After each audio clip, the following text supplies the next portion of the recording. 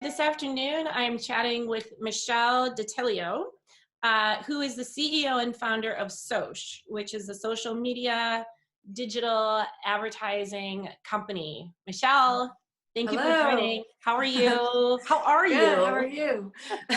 Thank you for having me. Yeah. So we were chatting a little bit before I started to press record. You have kind of like an interesting journey with this whole pandemic. You are a step ahead because you were flying back from Vietnam and Asia. So you sort of got a sneak peek of what was to come into the United States. Yeah. With that knowledge in mind, how did you start thinking about your business even before we had like stay at home or anything like that going on? Yeah, I think that the first thing that really came to mind was how do we get the team ready to be offsite and continue to do the same level of work with the same level of efficiency, and not only prep them from a personal or from a professional standpoint, but also a personal standpoint. So are they comfortable? Do they feel okay, etc. And so we were working from home, I think, almost an entire week before Evers gave the order. Just in preparation and keeping everyone safe, because we're a small team. If one person gets sick, that's really difficult for the rest of us. So the first thing we did was just make sure the team was comfortable, set up to work, and then emotionally ready to work. I would say that was the first thing, and that was a lot of conversations with my business partner, Al, and the team as well. Really wanted to get their input on what they were thinking and what their comfort levels were. And so I feel like they all had an active role in making that decision.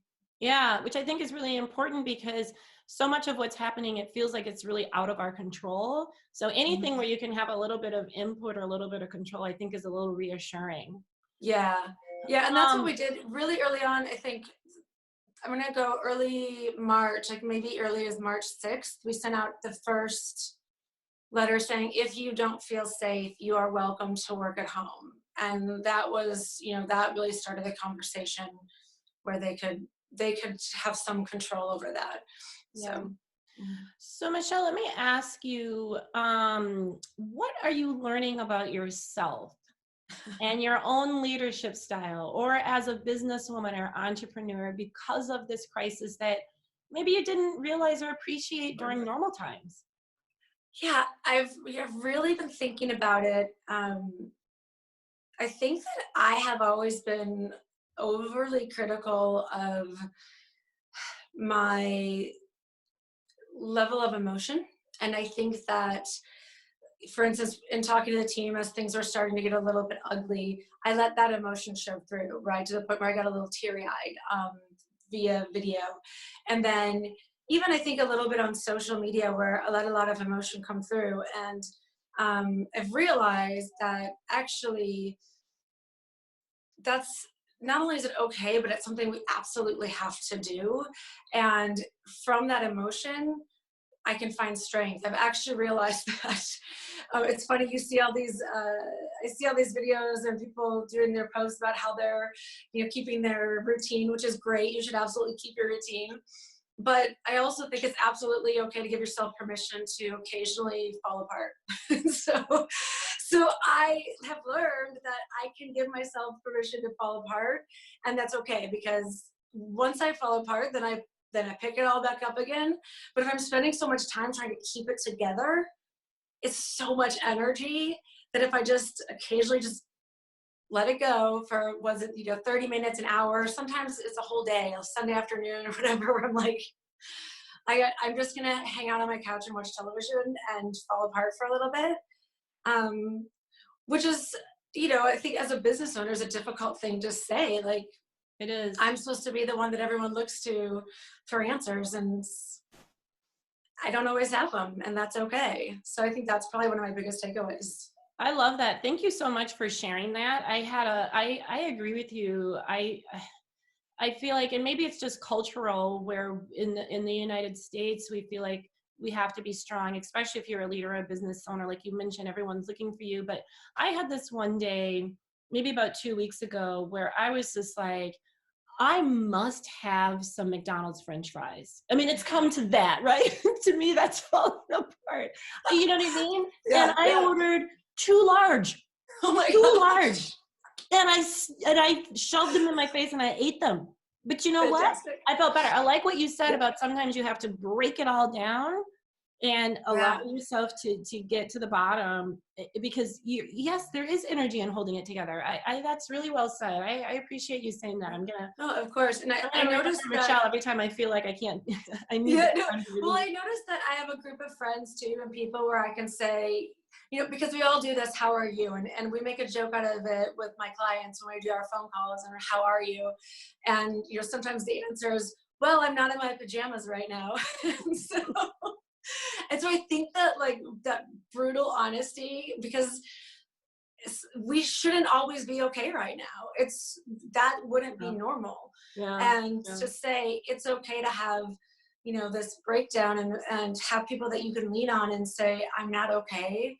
yeah. Um, and and that's so beneficial. It's been so beneficial to me. And having a business partner with Al, where I've sent him messages in Slack, which is our communication program, saying, I'm not like 100% mentally stable right now. Like I need a minute, and I like to go clean. So my house is super clean right now because just vacuuming makes me feel better. And Mhm, so mhm. that's been really helpful to have that, to have that group of people where I can just, yeah, I need a minute. That's great. And I think that's almost like a silver lining in all of this, that it's bringing a little bit of compassion, a little bit of we can all put our guard down a little bit Mhm. and connect with each other in a more real, authentic way. Yep.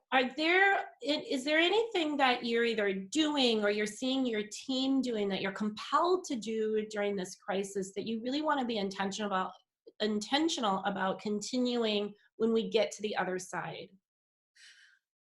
Yeah, I think that we've always been a company that wants to stay in close contact with our customers because we're kind of well, our why statement is that we believe brands grow by creating meaningful connections.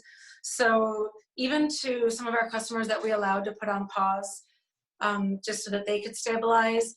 We're making sure that we're reaching out on a regular basis and saying, hey, how are you? Same thing with the team. And I think there's just a little bit of that extra empathy that's there as well. Um, that just allows people to have that moment in time where they can really pull themselves back together if they need it. Um, to me, empathy has always been, I call it my best and worst quality because you can get taken advantage of when you have a lot of empathy.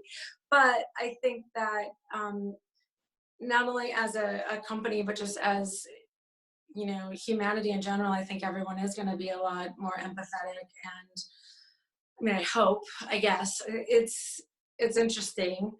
I think the empathy will go forward. And I also think and hope that our level of emotional intelligence is going up, especially as a team, because we're having to have those communications where it's um, a little bit more vulnerable. And I think that's raising just a level of emotional intelligence, which I think is super important.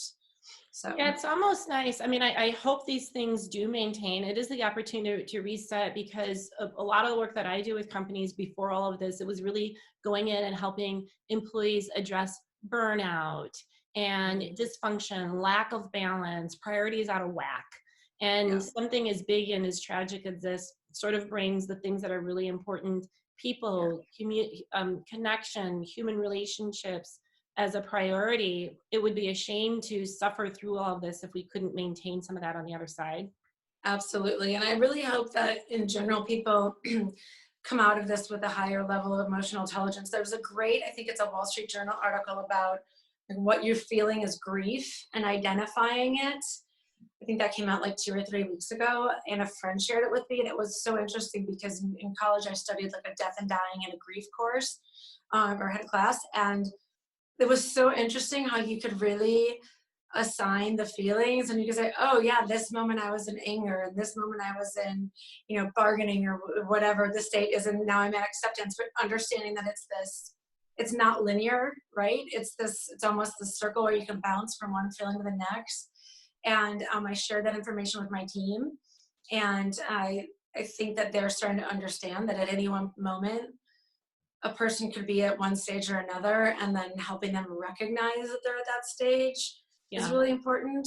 And then you recognizing, so if they're at a place of anger, recognizing that that anger is it's not at you as a person. And so I do think that there are a lot of silver linings and a lot of things that will come out of this. We have to be, to your point, purposeful, however, because otherwise it won't continue. So, Right. Yeah. Yeah. yeah. All right, Michelle, last question for you. What are you most excited to do when we can get out of our homes and we're done with quarantine? What is the first thing you can't wait to do? Well, I actually have two things. I haven't seen my significant other for 3.5 weeks. You know So what? Oh, you're my significant. significant other, my boyfriend, Yeah. I haven't seen him for 3.5 weeks, which Um, is the longest we've gone in 3 years without seeing each other. they do So say distance makes the heart grow I fonder. So another silver lining there for you, if know. it But helps. we're still working. We're working through that every once in a while. We're like, okay, I recognize that this feeling you're feeling is anger, so we're gonna work through. But then the other thing that I was bummed out about, and I can't wait to do, is that my daughter and I planned a girls' weekend in Mexico. Actually, we're supposed to be leaving today. We're supposed Oh, to be leaving on a flight to Mexico today, just the two of us, and she's 16. And I can't wait to reschedule that yeah, no because kidding. In the meantime, just you'll have to take that trip into the living room. I hear the living exactly. room is beautiful this time of year. It is so beautiful.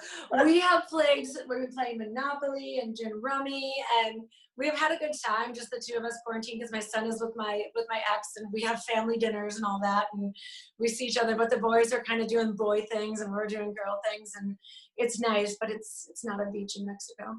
It is not.